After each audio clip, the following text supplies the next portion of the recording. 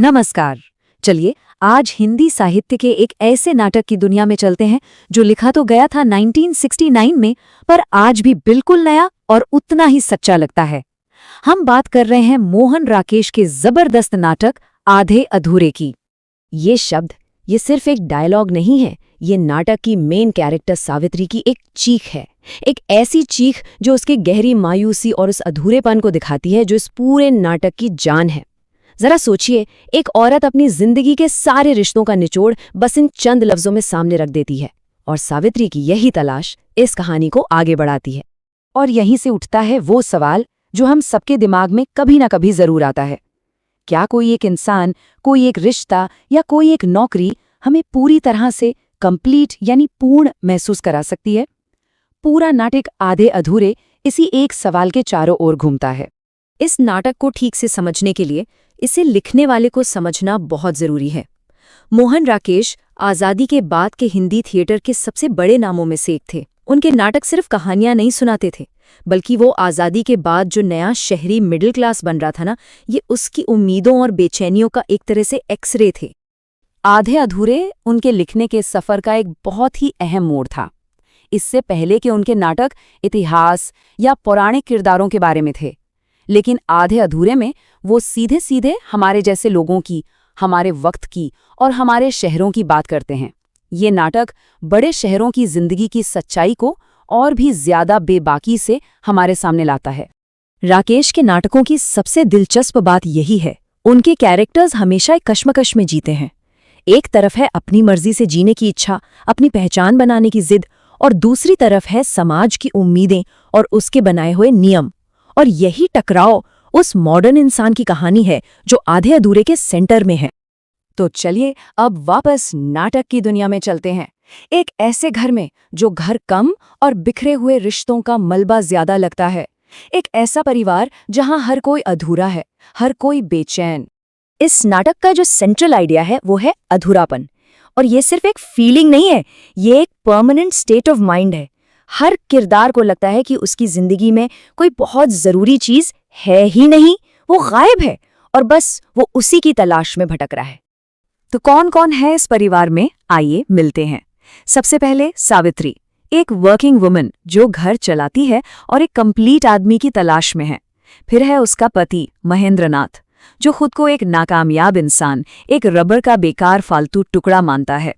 उनकी बड़ी बेटी है बिन्नी, जो घर की घुटन से भागकर एक अधूरी शादी कर लेती है। बेटा है अशोक, जिसे कोई आइडिया नहीं कि जिंदगी में करना क्या है। और सबसे छोटी बेटी किन्नी, जिसके स्वभाव में बस चिड़चिड़ापन और गुस्सा भरा हुआ है। सच कहूं तो ये एक टूटते हुए मिडिल क्लास परिवार की दिल दहला देने वाली तस्वीर है। इस कैरेक्टर का नाम सावित्री रखना मोहन राकेश का एक जीनियस स्ट्रोक था। देखिए, पुराणों वाली सावित्री ने तो यमराज से लड़कर अपने एक पति को वापस पा लिया था, लेकिन आज की ये सावित्री, ये आर्थिक तौर पर आज़ाद है, इसके पास ऑप्शंस हैं और इसीलिए वो एक आदर्श की तलाश में भटक रही है। ये पुराने और नए भारत की सोच का टकराव दिखाता है। मोहन राकेश की खूबी सिर्फ लिखने में नहीं थी, उन्हें थिएटर की, स्टेज की बहुत गहरी समझ थी। उन्होंने इस नाटक के अधूरेपन वाले आइडिया को स्टेज पर दिखाने के लिए कुछ बहुत ही अनोखे और दमदार तरीके अपनाए। सोचिए, पूरा नाटक सिर्फ एक ही सेट पर होता है। एक मिडिल क्लास घर का बिखरा हुआ अस्त व्यस्त ड्राइंग रूम, फटा हुआ सोफा कवर, पुरानी कुर्सियां, यहाँ वहाँ पड़ा सामान। ये कमरा सिर्फ एक कमरा नहीं है, ये उस परिवार की आर्थिक और दिमागी हालत का आईना है। सब कुछ ठहरा हुआ है, टूट रहा है, बिल्कुल उन रिश्तों की तरह। और अब आते हैं इस नाटक की सबसे बड़ी खासियत पर, एक ऐसा एक्सपेरिमेंट जो सावित्री की पूरी कहानी को एक ही झटके में बयान कर देता है। इसे कहा गया है पुरुष संख्या 4। कमाल की बात यह है कि सावित्री का पति महेंद्रनाथ, उसका बॉस सिंघानिया, उसका दोस्त जुनेजा और एक और आदमी जगमोहन, इन चारों कैरेक्टर्स को स्टेज पर एक ही एक्टर प्ले करता है। ये एक्सपेरिमेंट सावित्री की उस बात को सच साबित करता है जो हमने शुरू में सुनी थी, तुम सब पुरुष एक जैसे हो, बस चेहरे अलग अलग हैं। उसकी नज़र में हर मर्द आखिर में उसे अधूरा ही महसूस कराता है। तो सवाल ये उठता है कि 50 साल से ज्यादा हो गए, फिर भी ये नाटक हमें इतना अपना सा क्यों लगता है?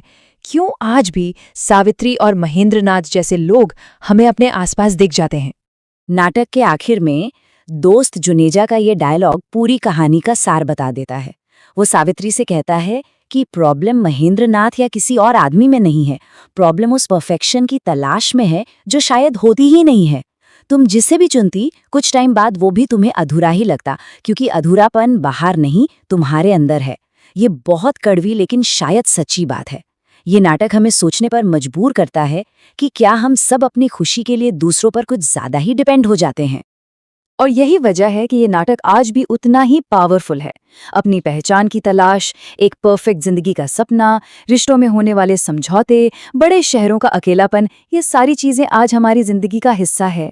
ये नाटक सिर्फ एक परिवार की कहानी नहीं है, बल्कि आज़ादी के बाद के शहरी मिडिल क्लास की उस पहली पीढ़ी की कहानी है जो पुरानी वैल्यूज और नए सपनों के बीच पिस रही थी। और शायद इसीलिए ये आज भी हमें अपनी ही कहानी लगती है।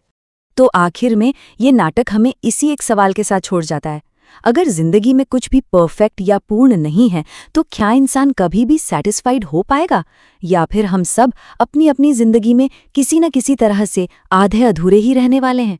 सोचिएगा जरूर।